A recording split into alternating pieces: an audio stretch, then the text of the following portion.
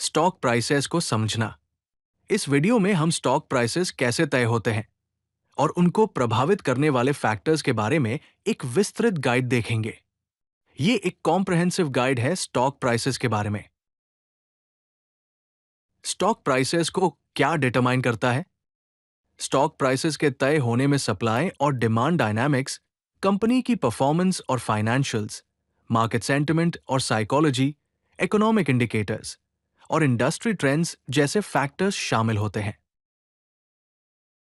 Supply और demand ये एक कोर प्रिंसिपल है। ये फंडामेंटल फोर्सेस है जो स्टॉक प्राइस मूवमेंट्स को चलाती है। सप्लाई साइड फैक्टर्स में number of outstanding shares, new share issuances जैसे कि इनिशियल पब्लिक ऑफरिंग्स यानी आईपीओज और फर्दर पब्लिक ऑफरिंग्स यानी एफपीओज, शेयर बायबैक्स जो कंपनियां करती हैं, ब्लॉक सेल्स जो मेजर शेयर होल्डर्स करते हैं और लॉक इन पीरियड एक्सपायरेशंस शामिल हैं। डिमांड साइड फैक्टर्स में institutional investor interest, retail investor participation, market liquidity conditions, foreign investment flows और ट्रेडिंग वॉल्यूम्स और पैटर्न्स शामिल हैं। Company valuation, price to earnings ratio, PE ratio formula है। PE ratio equals to market price per share divided by earnings per share यानी EPS. ये measure करता है कि इन्वेस्टर्स ₹1 की अर्निंग्स के लिए कितना पे करने को तैयार है। लोअर पीई अंडरवैल्यूएशन इंडिकेट कर सकता है। Higher PE growth expectations suggest कर सकता है। Industry specific benchmarks significantly vary करते हैं। रियल वर्ल्ड एग्जाम्पल में कंपनी ए का शेयर प्राइस ₹500 है, ईपीएस ₹25 है और पीई रेशियो 20 है। कंपनी बी का शेयर प्राइस ₹300 है, ईपीएस ₹10 है और पीई रेशियो 30 है। कंपनी ए पर रुपी इन्वेस्टेड पे ज्यादा अर्निंग्स ऑफर करता है। की valuation metrics beyond PE. PE के अलावा और कौन से इंपॉर्टेंट वैल्यूएशन मेट्रिक्स होते हैं?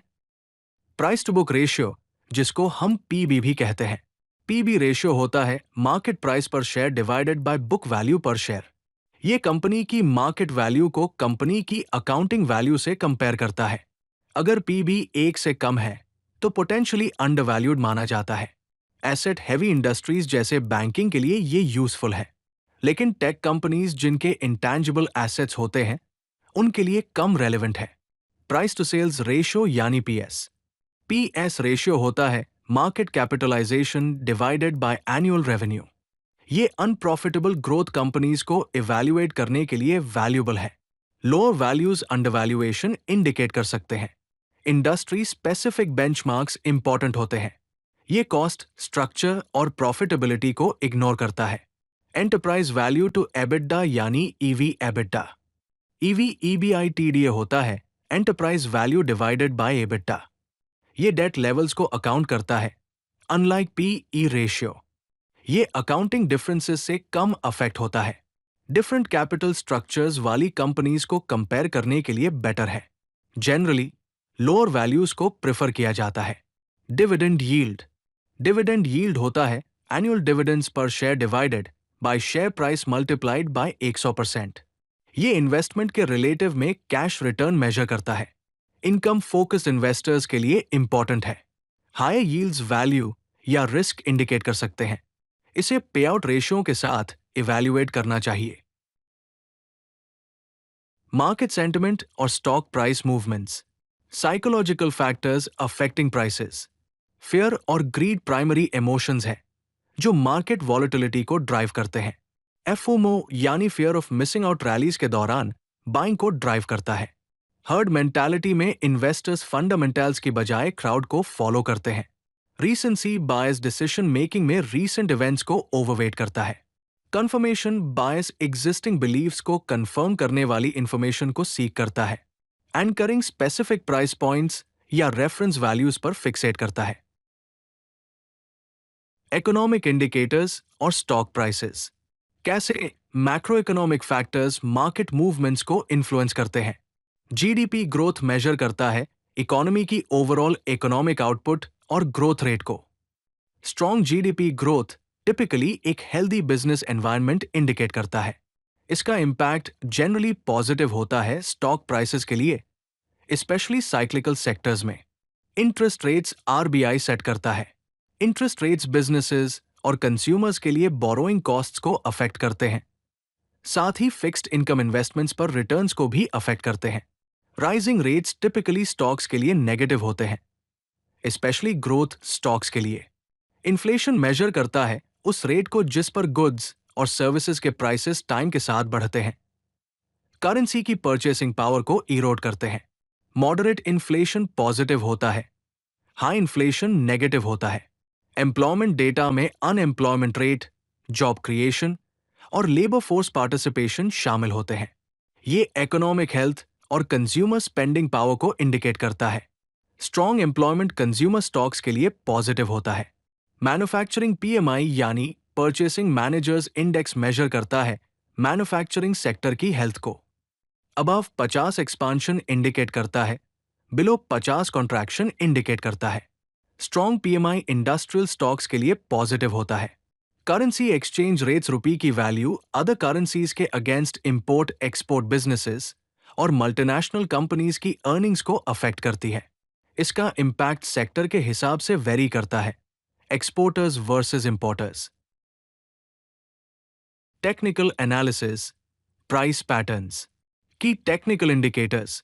टेक्निकल एनालिसिस हिस्टोरिकल प्राइस और वॉल्यूम डेटा का यूज करता है फ्यूचर प्राइस मूवमेंट्स को प्रिडिक्ट करने के लिए। मूविंग एवरेजेस प्राइस डेटा को स्मूथ आउट करता है ट्रेंड्स को आइडेंटिफाई करने के लिए, जैसे कि 50 डे और 200 day moving averages. Relative strength index यानी आरएसआई मोमेंटम मेजर करता है और ओवरबॉट या ओवरसोल्ड कंडीशंस को आइडेंटिफाई करता है। मैक्ट यानी मूविंग एवरेज कन्वर्जेंस डाइवर्जेंस दो मूविंग एवरेजेस के बीच रिलेशनशिप को शो करता है। सपोर्ट और रेजिस्टेंस प्राइस लेवल्स है जहां स्टॉक्स हिस्टोरिकली रिवर्स डायरेक्शन करते हैं। Volume analysis trading volume price movements की स्ट्रेंथ को कंफर्म करता है। कॉमन चार्ट पैटर्न्स में head and shoulders, double bottom और ट्रायंगल पैटर्न आते हैं। मार्केट मूविंग इवेंट्स की इवेंट्स जो सिग्निफिकेंटली स्टॉक प्राइसेस को इंपैक्ट कर सकते हैं। क्वार्टरली अर्निंग्स रिपोर्ट्स में companies quarterly financial performance report करती है। एनालिस्ट एक्सपेक्टेशंस को बीट करना या मिस करना सिग्निफिकेंट प्राइस मूवमेंट्स कॉज कर सकता है। इसमें रेवेन्यू, ईपीएस, गाइडेंस और मैनेजमेंट कमेंट्री शामिल होते हैं। RBI policy decisions, reserve bank of India के डिसीजंस इंटरेस्ट रेट्स और मॉनेटरी पॉलिसी पर बोरोइंग कॉस्ट्स, इकोनॉमिक ग्रोथ और मार्केट लिक्विडिटी को अफेक्ट करते हैं। Rate hikes typically stock prices पर प्रेशर डालते हैं।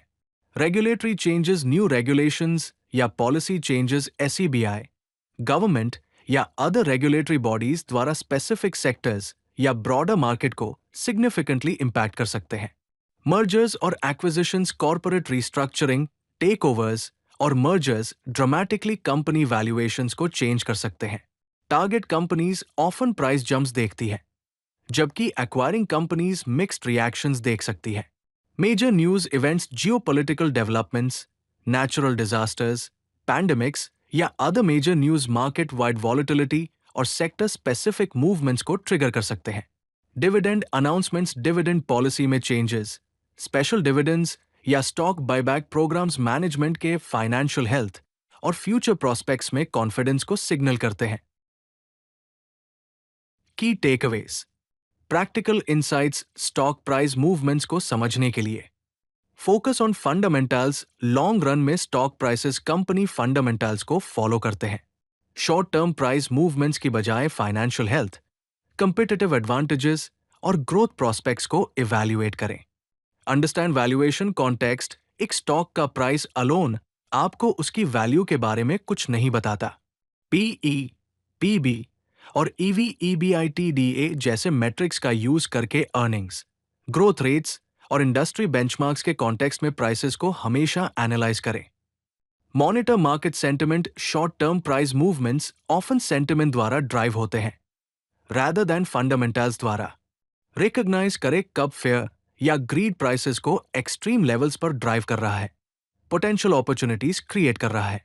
Consider macro economic factors, economic indicators जैसे कि इंटरेस्ट रेट्स, इन्फ्लेशन और जीडीपी ग्रोथ डिफरेंट सेक्टर्स को डिफरेंटली अफेक्ट करते हैं। पोटेंशियल मार्केट मूवमेंट्स को एंटिसिपेट करने के लिए इन रिलेशनशिप्स को समझें। स्टॉक प्राइसेस सप्लाई और demand, company fundamentals, market psychology और इकोनॉमिक कंडीशंस के कॉम्प्लेक्स इंटरप्ले को रिफ्लेक्ट करते हैं। इन फैक्टर्स को समझना इन्वेस्टर्स को ज्यादा इन्फॉर्म्ड डिसीजंस लेने में हेल्प करता है।